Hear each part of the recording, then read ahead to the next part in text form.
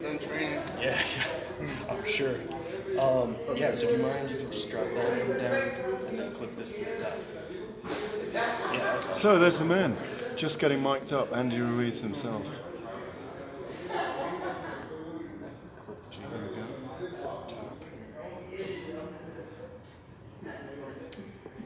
It is May the 13th, 14th, and Andy is just 16 days away, week and a half away from going up to New York basically for fight week.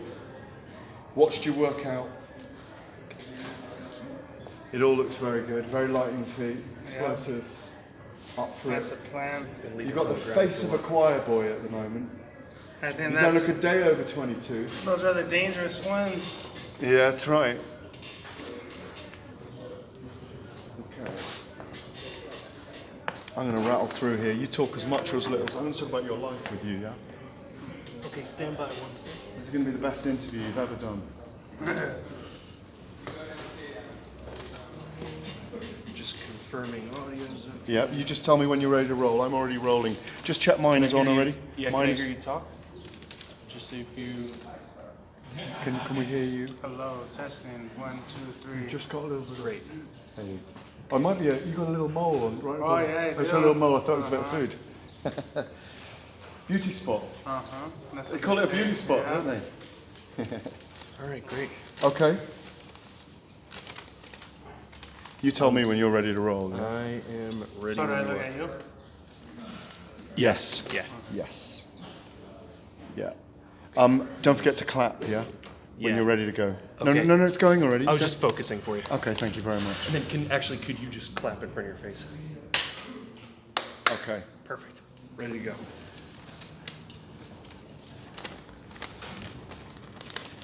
So Andy, when did you start boxing and where?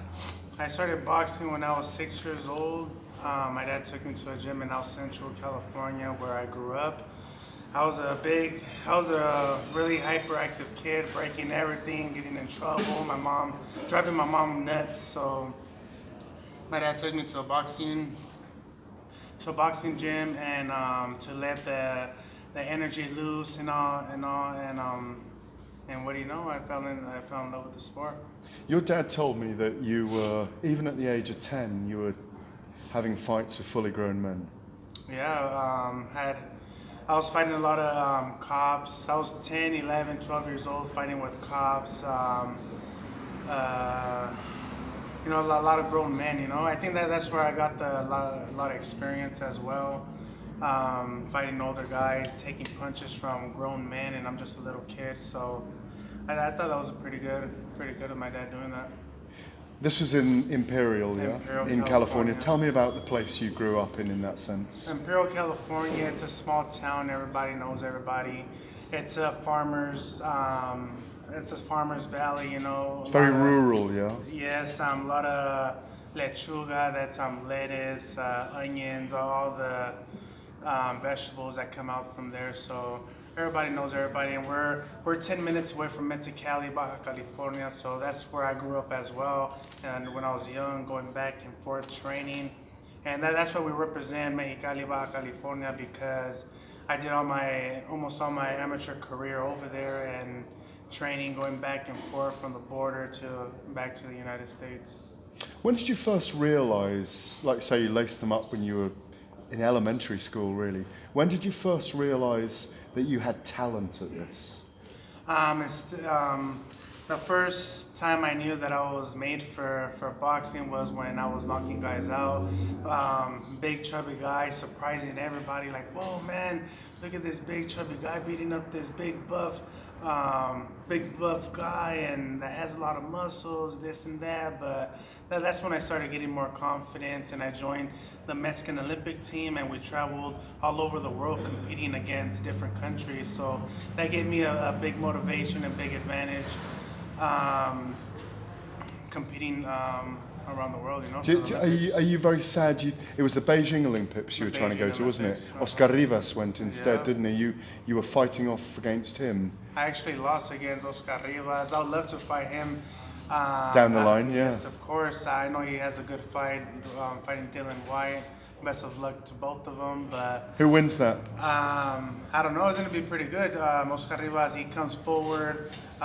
He throws combinations. He blocks good. But Dylan White's pretty strong as well, you know. Pretty strong and moves good. So I think it's a 50-50 fight.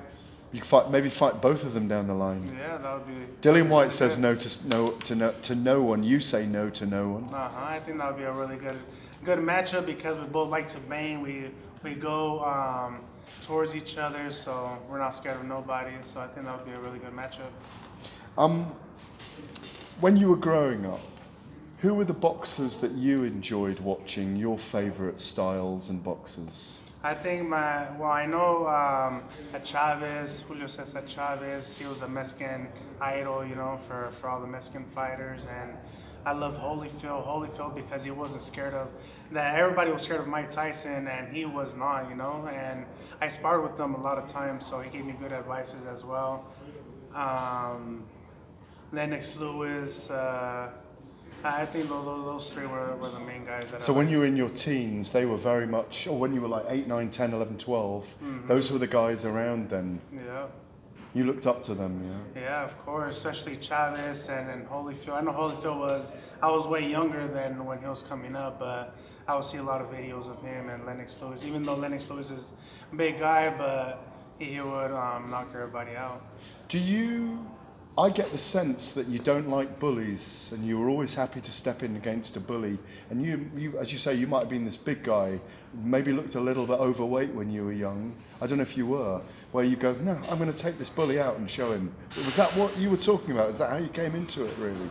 No fear in you. Yeah, of course. When I was in high school, I never really got bullied around, but I would protect the people that would get bullied, and I would defend them, you know, and I would tell them, why don't you pick somebody your own size? And I was just this big little kid, and where I live at in Imperial Valley, I'm the hometown hero, so everybody knows who I am, and they're like, no, you know what, I don't want to mess with you, Andy, and so they wouldn't mess with the little kids that they would try to pick on. So that's the goodness, that is. That's the goodness in you, yeah, you know? of course. I'm a good guy, a good person, have a big heart. I believe in God a lot, and I feel God put me in this situation for a reason, and that's for changing my life and my family's life, and hopefully become the first Mexican heavyweight champion of the world. Let me take you back to Imperial. You growing up, you're in lots of fights. It's a natural calling for you to fight. You're a natural fighter. We know that. You know, and you've made a career of it. This is a big moment. But when you were growing up, I spoke to your father, Andy Ruiz Sr., earlier, and you could so easily have maybe gone the wrong way and fallen in with the wrong people. And there are gangs in that area, and you know you can get drawn the wrong way. Was that ever a possibility? And are you grateful to your father for making sure that didn't happen? Of course, you know, boxing and my dad saved my life because I was hanging around with the wrong crowd, with the wrong crew, a lot of game bangers out there where I live at. A lot of my family members, they're all druggies. So some of them are, and some of them are related to the gang. And how did you avoid it then? Because presumably, as a guy that can fight, they want you in the gang because you can be an enforcer very easily, can't you? Exactly. And I've been in many street fights, man. Many street fights, and I fought street fights for fighting for my friends, you know, just because they're like to protect them. To protect them as well. And but my dad actually. He would go and look for me everywhere. He would look for me in alleys and different places and houses. Boom, boom, boom, knocking in my friends' parents' doors. Hey, is Andy here? Is my son here? He needs to go to the gym. And but you were off in some back street having a fight. Yes, I was, and hanging around with the wrong crowd, you know. But thanks to boxing and my dad, I think steered me in the right direction. What's been the toughest fight of your career to date? My toughest fight that I had, and it probably won't look like it was the toughest fight because they don't know the situation that I was in, was Alexander. Dimitrenko. No, that was an easy one. They're all hard, you know. Of course, they're all hard. They all hit hard. What was his name? Yeah, I fought in Phoenix. I fought some Russian guy, and in the third round I fractured my hand. And the fourth round, I think I messed up my rib. So then I had to fight the whole 10th rounds with one hand. I was hurt. I was really hurt. I was telling my dad, you know what, Dad, I can't go through this. And he was like, what do you mean? You have to keep going. You can't quit. You're not a quitter. I was like, oh, you know what, fuck it. I'm gonna keep going and improvise what I had to do to survive all those rounds. But a lot of people thought that I won all the rounds, you know. But it was one of the toughest fights, having a cracked rib, fractured rib, and a fractured hand. It was really hard. Are you prepared to go through a fractured rib, a fractured hand, a broken jaw, losing teeth, things broken in you to defeat Anthony Joshua on June the 1st? Of course, you know, I'm willing to put my life on the line. Like I said, this is not like a fight like the fight that I said that was the hardest fight. This fight means a lot more because it's for the three or four titles, and for me to become the first Mexican heavyweight champion of the world. There's nothing in this world that's gonna stop me from following my dreams and making that happen. How big is that historical thing about being the first Mexican heavyweight champion? We've had one in MMA with Cain Velasquez, but you would be the first one in boxing. You would go down in history. Your name is there forever. Your family's name is there forever. Your, Mexican immigrants into America. It resonates so deeply if you win, doesn't it? Yeah, of course. You know, it's not gonna mean a lot just for me and my family. It is, but mostly for Mexico and my country. You know, and my name being in the books. You know, Vandy Ruiz Jr., the first Mexican heavyweight champion in the world. Man, I could already get the goosebumps just by hearing that, you know. And that's the main goal that I had since I was a little kid, and my dad's always pushing me to follow my dreams. And this chubby kid is here now fighting to become the first Mexican heavyweight champion of the world. It's a blessing. You've got a tattoo that talks of that as well, haven't you? I have Haven't you got a tattoo that says "Hecho en Mexico"? Oh, yep, right here. There you go, "Hecho en Mexico," made in Mexico. Yep. No? Correct. That's how important it is to you. You've had it written on you permanently. Of course, being from a small town, going back and forth to Mexico, training, all the borderline crossing back and forth, hours waiting in the line to cross back home and going back to Mexico to go train. That's why I represent Mexicali, Baja California, because it means a lot to me, especially for them. A lot of people would say that I'm not Mexican just because I don't talk a lot of Spanish, or I'm not over there in Mexico a lot, but in the United States, this is where it's all at. But it's in your blood though, isn't it? Of course, it's in my blood, it's in my DNA, it's in my kids' DNA, and my dad's, and my mom's. Do you feel like a Mexican warrior when you fight, in your style as well? Because, heavyweights are about come forward, it's about knockouts. You have 20 out of 31 of your victories are knockouts anyway. We had a long period with Vladimir Klitschko as champion where it wasn't about knockouts, it was about control behind a big ramrod jab. And you bring a kind of, it's a Mexican style, isn't it? Yeah, the Mexican style, it's an exciting style. It's a go hard or go home style. We go in there to kill, to win, and because it means a lot, winning and fighting for Mexico. So we have to give it all we got. Does Anthony Joshua represent one of your toughest fights? Because we have seen him develop since being Olympic champion in 2012. He's unblemished, he's undefeated. We see his weaknesses, but he seems to find a way of coming through. And in that sense, is he a difficult fight? Of course, I think they're all difficult, and especially Anthony Joshua. He's a champion for a reason. This is going to be the toughest fight and the toughest fight of my career. And, I'm looking forward to it for all causes that come on June 1st. I know he's going to do his best. I'm going to do my best, and best man wins on June 1st. I'm here to make a statement and to prove all the doubters wrong, and to let them know what this little chubby kid could do. I saw a little chubby kid moving very adroitly, very light on his feet, throwing with a lot of power and speed earlier on. Are those the key things for you in this fight? Being smart on your feet, letting your hands go at the right time, getting inside his jab and avoiding perhaps his uppercut, those kind of things? Of course, the main thing is to stay small, stick to the game plan. Everything that we've been working on since my last camp and this new camp that we've been doing, we just have to stay in track and follow the game plan and do what we got to do to win. And that's basically have fun, be smart, and let my hands go. Can you shock the world in this fight? Of course, exactly. The people that know about boxing, they know what I could do, they know what I could bring into the table, and they know that I could win. I have a big chance to win, and that's what we're going to do. We're going to win on June 1st, and we're going to become the first Mexican heavyweight champion of the world. Can you shock the world early in this fight as well?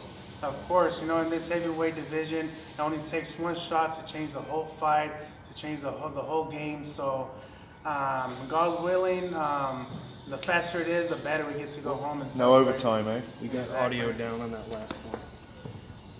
Yeah, so we'll just keep talking, yeah? Let me just check this back. These were full. Just give me 1 second, I'll just put this. It's great stuff so far, thank you so much, really good. Very fluent, you sell yourself brilliantly. You haven't been given the opportunity is what it is. Yeah. This fucking barbarian and Yeah, well, I don't know. I don't know what the situation was with him, but I feel opportunity wasn't there probably. Yeah. And he was trying to play both sides, as they were saying. But things happen for a reason, and definitely. I'm happy. No, as soon as they announced it was you, I thought, guy's just come off a fight. He's sharp, no injuries, fast hands. And at first I wanted to fight Baby Miller. At first, me and him were going back and forth Really, on yeah. social media. But that's pretty good. Sorry about this. Normally I bring a cameraman who knows what he's doing. I know camera, not audio. What's that? Are we okay? Yeah. Are we okay, yeah? It was Yeah. just a battery, was it? Yeah. Everything good? Okay. Yep. So, yeah. Ready? Set. So that's all been filmed anyway in the middle of that on mine, so it's all good. Weaknesses in Anthony Joshua. Do you see vulnerabilities? I've seen a lot of the weaknesses, and he improved of them. But you know what? The main thing, we just got to stick to the game plan. I don't want to say too much of his weaknesses, but we just got to improvise and just follow through what we got to do. Do you think people like the mainstream boxing fan or the mainstream sports fan that doesn't know their boxing, doesn't know you, do you think they are underrating you maybe because you're just carrying a little few extra pounds around your stomach? Of course, and I'm used to it. This has been all my life. Everybody's been underestimating me since I was a little kid until they see me fighting until they see me knock somebody out.